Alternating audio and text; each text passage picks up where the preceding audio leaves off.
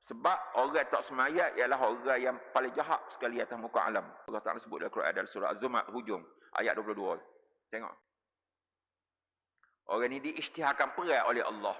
Allah Ta'ala tak halal. Dalam hadis kursi sebut, Allah Ta'ala tidak halal dia duduk atas muka bumi makan daripada rezeki Allah, bernafas guna oksigen yang Allah Ta'ala buat, keluar daripada bumi Allah. Jangan berbumbungkan langit Allah, jangan terpijak di atas bumi. Keluar kau. Jangan makan rezeki Allah. Jangan seduk oksigen yang Allah Ta'ala buat.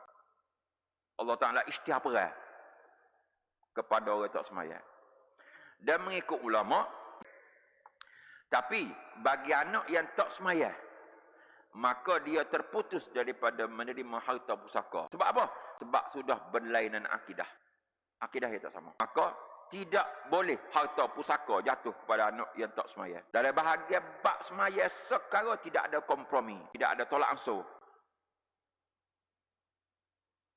Kita jangan buat mudah-mudah.